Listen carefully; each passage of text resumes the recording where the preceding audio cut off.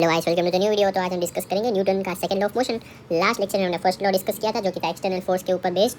Second law बहुत easy है वापस, ठीक है, सारे लॉज इजी हैं, करेंगे इसको। देखो एक्चुअली ये क्या कहता है कि force applied is directly proportional to change in momentum with respect to time.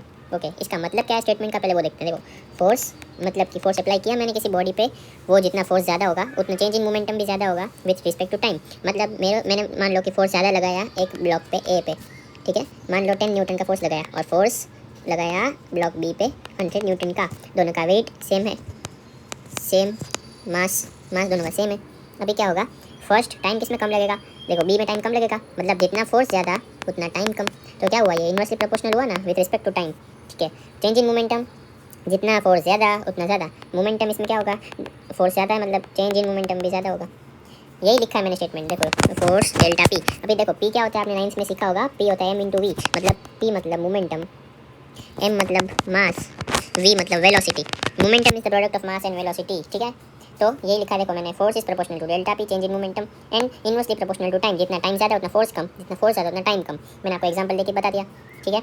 अभी देखो इन दोनों को अगर इक्वेट करो आप तो ऐसा बनेगा, force is proportional to delta P by delta T. और ये क्या है, change in momentum with respect to time. देखो टाइम नीचे, ओके, यहाँ पे मैंने प्रोपोर्शनल की साइन हटाई, कैसे हटाते हैं, इक्वल टू लगा के कांस्टेंट लगा और कांस्टेंट की वैल्यू क्या थी, 1 थी, के इज इक्वल टू 1। तो ऐसा मेरे पास इक्वेशन बन गया, ठीक है।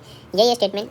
अभी बात करते हैं एक छोटे इंस्टेंट के लिए स्मॉल चेंज, स्मॉल चेंज नहीं, स्मॉल टाइम की बात करते हैं। इंस्टेंटेनियस आपको पता है, ठीक है। ये क्या कहता है, देखो हमने ऐसे लिखा था A proportional to delta P by delta T. अभी देखो आपको पता है हम क्या डिफरेंशिएशन लगाते हैं इंस्टेंटेनियस के लिए, तो डिफरेंशिएशन स्मॉल टाइम के लिए मैंने D P by D T लगा दिया, मतलब कि force is equal to differentiation of momentum with respect to time, ठीक है। और P मैंने आपको ऊपर बताया, P क्या होता है, 9th क्लास में सीखा था, P is equal to M into V, mass into velocity, तो D into mass into velocity, ठीक है। ये ऊपर जो साइन कर रहा हूँ वेक्टर की है, भूलना मत आप, अपॉन डी टी, ठीक है। ऐसा हुआ तो मेरे पास ऐसा कुछ बन जाता है। तो ये क्या हुआ, अभी देखो मास जो है वो कांस्टेंट है, मान लो इफ़ m इज़ कांस्टेंट, अगर m कांस्टेंट है तो मैं डिफरेंशिएशन करके m को बाहर निकालूंगा, तो फोर्स क्या होगा, m into D V by D T.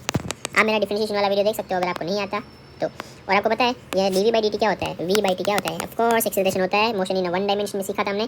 ये क्या होगा, एक्सेलरेशन, तो f vector is equal to M A, तो फोर्स की फॉर्मूला बन गई, force is equal to mass into acceleration, ठीक है, बहुत इजी। तो बस आप इसको एक बार वापस से रीड करिए मैंने किया क्या। और अगर वेलोसिटी कांस्टेंट है, if V vector is constant, तो वी उसको बाहर निकालूंगा मैं, वेक्टर इज इक्वल टू पहले क्या था, डी इंटू एम वी था ना बाई डी टी, अभी वी को बाहर निकालूंगा मैं, D V into M by T, मतलब D M by D T, ठीक है। तो ये क्या हो जाएगा, V vector into D M by mass by time, ये बन गया आपका फोर्स, ठीक है। ये भी होता है एक